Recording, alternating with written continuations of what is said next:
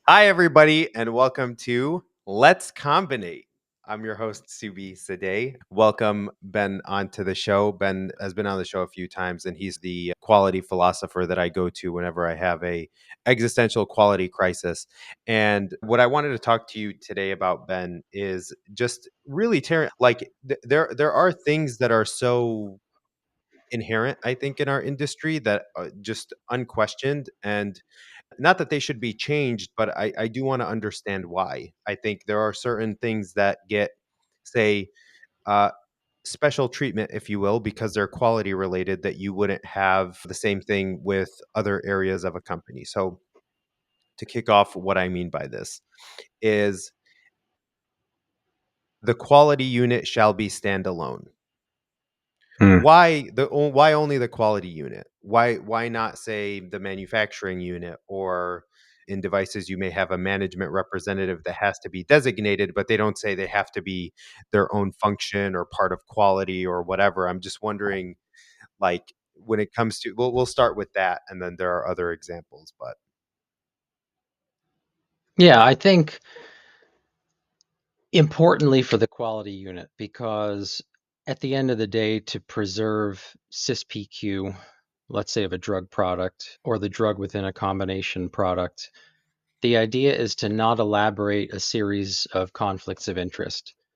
So, could you have standalone other functions? Yes. And when you think about it, a lot of them are. Finance, for example, stands alone. HR is on its own. Manufacturing exists within manufacturing or within operations. So the idea is, in order to avoid these conflicts of interest, quality has to function independently from production and other functions. And only in that way can appropriate decisions and processes be developed and enforced that don't, by their nature, conform to what manufacturing would want, because quality has to essentially oversee and hopefully prevent, not just react to deviations, discrepancies. So, by standing alone, if something is, let's say, not as it could be in an optimum state for manufacturing, at least manufacturing isn't whispering in the ear of quality saying, though this could be categorized as a deviation, well, it doesn't need to be necessarily because of X, Y, and Z. And I think it's similar to the idea of Conway's law, which states that organizations tend to develop work products or work organizations, structures, hierarchies that themselves reflect the organization which developed them. So to keep everything separate allows quality to be the ultimate arbiter that the things that were produced in a way that somebody else outside of that system has evaluated them. and in other words, that yes, even though they may have different reporting lines, you may have the situation of manufacturing whispering in the ear that you mentioned. If they are standalone, that in and of itself reflects a certain quality mindset. You've done a lot. I think you've done a lot of things like in the management consulting space, looking at the structures of organizations and that, right?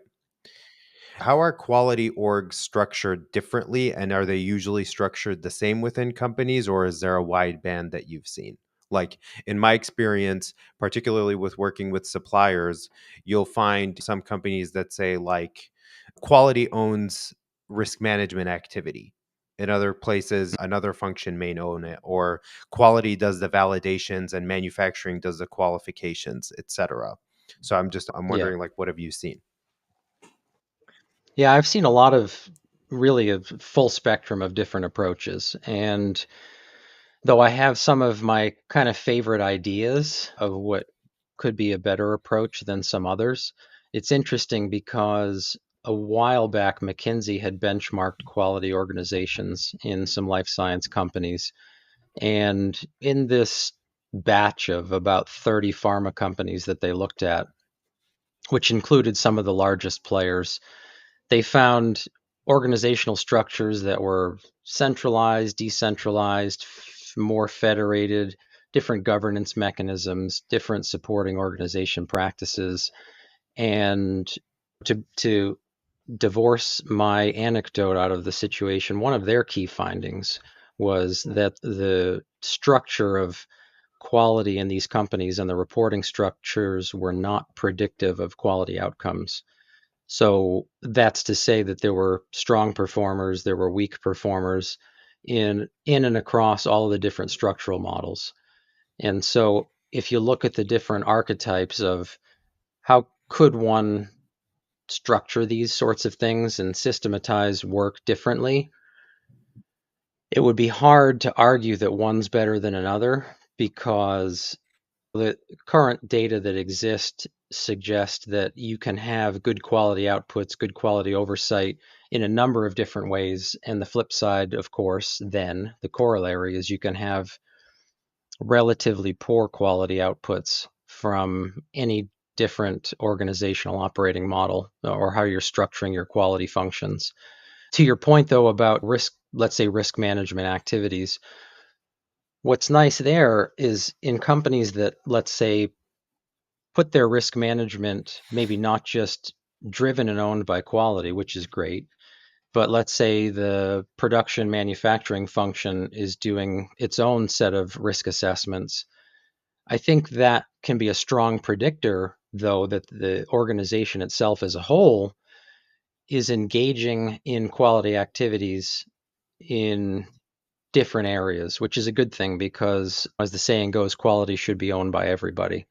So if you're undergoing risk management activities, let's say at the manufacturing level, that's a nice indicator that the people who are in the manufacturing environment understand at least a slice of what is required from the quality side in order to properly appraise things or try to head off deviations and discrepancies before they cause material problems to the product output. So I think different organizations aside, what matters is quality independent. Whatever archetype you end up picking in the organization, are they doing the right things? And does everyone realize through the company that though there's an overarching quality function and organization, that quality and the ability to focus on good quality is really everybody's job. And at the end of the day, it really should be embodied by everybody who's performing their work so that the ultimate end product is better and safer for patients because many of those deviations and discrepancies can impact the safety, identity, strength, purity, quality of the resulting work outputs. You talked about the idea of quality being everybody's job. And I remember, I think this was before I started the podcast, even. I was reading this article written by a woman named Joanna Gallant.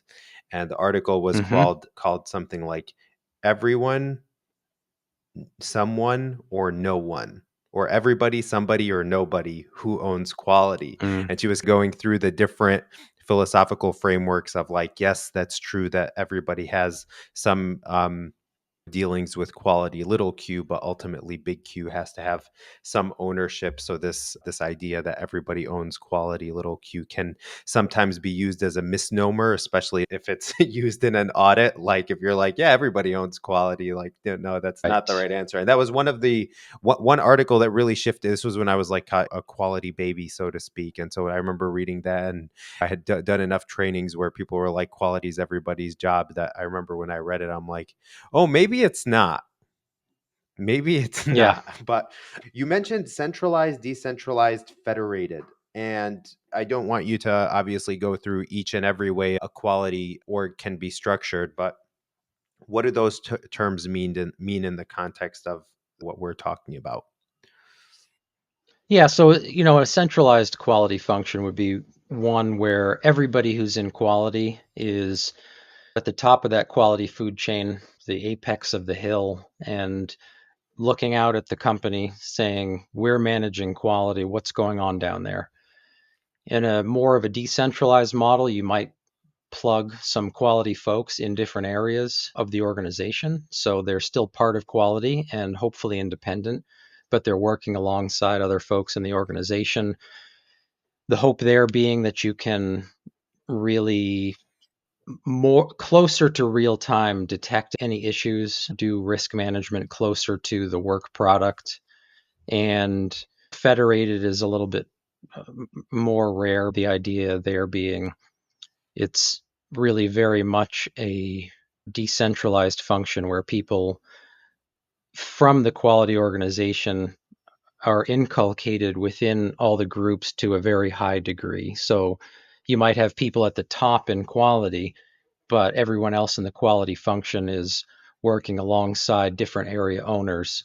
And the hope there is that by amassing all of the different findings and the push for quality culture in the different functions of the organization, that the end result becomes more quality by design because you're able to have so many of the incremental subparts have people federated within them that quality by design suggesting then if you have higher quality throughout the different subparts of processes, the end result should be a higher quality product. So, if I understand what you're saying correctly, like I've seen some companies that are division based, where you might have like a division president, division vice president, and they all aggregate eventually into the same company, but each division has its own P&L, and they manage their own set of products, and they have their own QMR and all of that. And each division will have its own quality function. You may have a chief quality or SVP of quality that's all the way at the top at a corporate level, but each division has its own quality unit that would be federated. Yes. Yeah, and it may not be a full unit, right? The unit could be a unitary I person, see. right? An independent quality eye within that group or a couple people.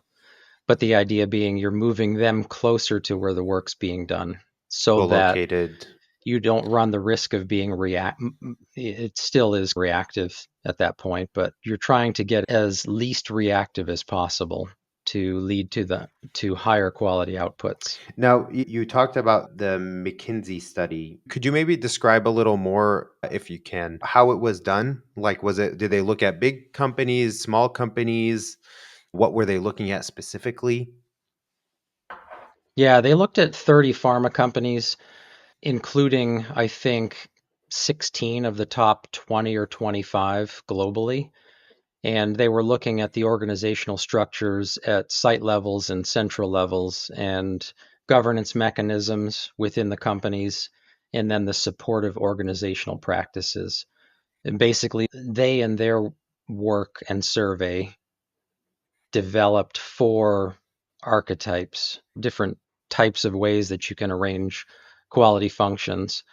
And again, their takeaway was none necessarily performed better across a small sample of 30 companies, thereby showing that there isn't one right answer, which is sometimes difficult to swallow because you'd like there to be a better answer than something else. Because where there's not a better or best answer, then you've got a lot of gray space. But shows that if you're doing quality properly and you have high quality in an organization, it's just as much the standard operating procedures you have in place, the philosophies and systems and tools that are underpinning everything, as it is how you're organizing the people. And I think you could back that up too to say it's probably quality culture as much or more than anything, which would be the referring systematically to the values of the people in the company, their attitudes, the behaviors in the organization, and what elements should be in a strong quality culture. Now, because of the nature of the work that you do, so to speak, you're doing reverse due diligence, like a lot of that kind of work where the way that things are structured really matters. Are there, to that effect, you talked about there's no right answer, right? Are there things in terms of structure that you think are the wrong answer?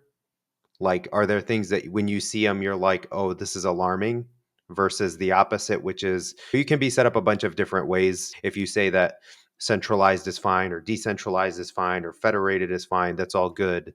But are there things as far as governance and structure that you're like, hey, I've seen this before, and this is for sure a problem, regardless of how the rest of it is set up?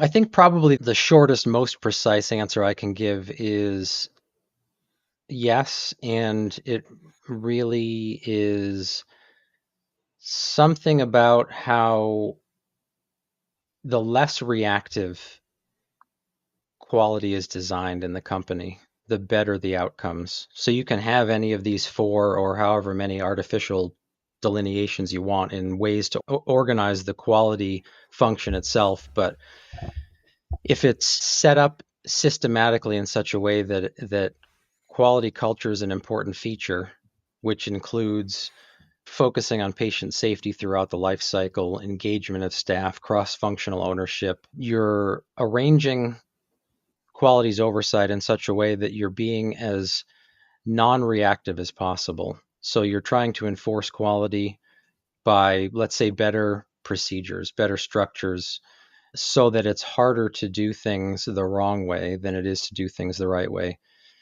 Those are when organizations tend to have repeatedly better outcomes.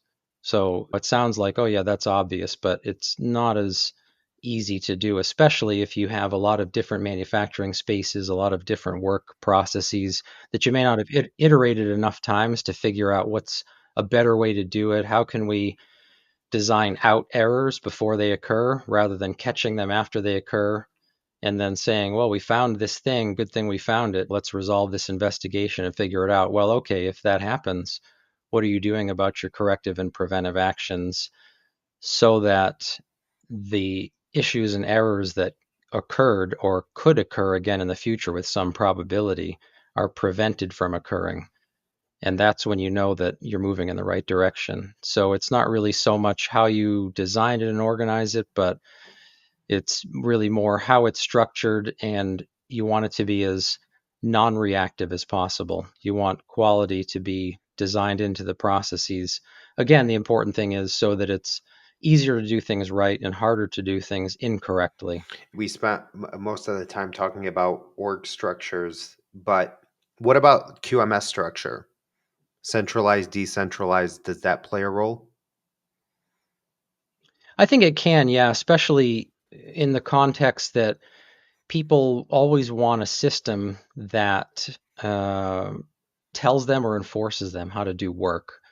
So having a quality management system that's instead designed how people should be operating and engaging, rather than just inheriting a QMS and saying we have something where when we need to upload a deviation record, okay, you click here and you do that. But can you design your QMS in such a way that it reflects your organization, how the organization would optimally function, so that, again, it's easier to do things the right way?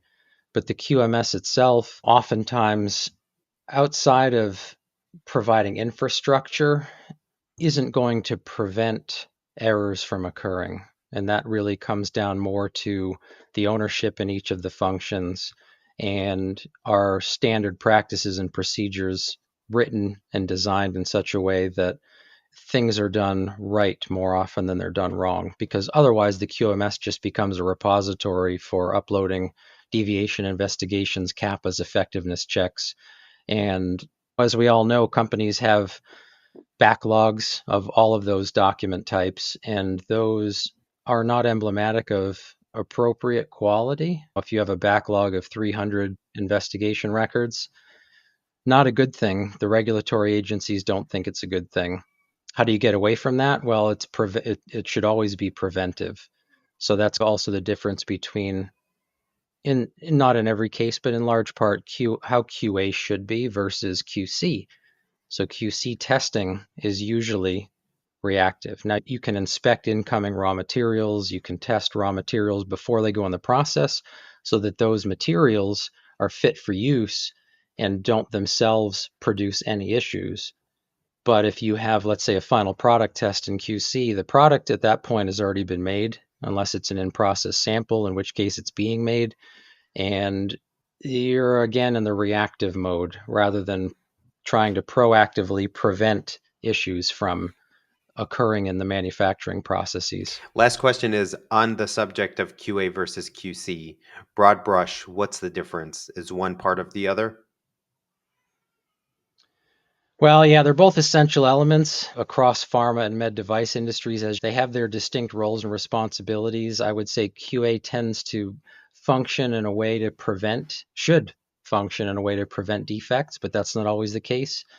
So, establishing and maintaining a system of processes, documentation, standards that ensure quality. And QC can be more reactive, testing for quality, identifying and correcting quality issues after they occur. Right, if your test fails and the material's gotten to that point, then you have to try to do post hoc corrections or justifications. But of course, QC can be proactive and QA can also be reactive. So sometimes in some of these corporate models, quality, big Q quality, QA oversees and includes QC.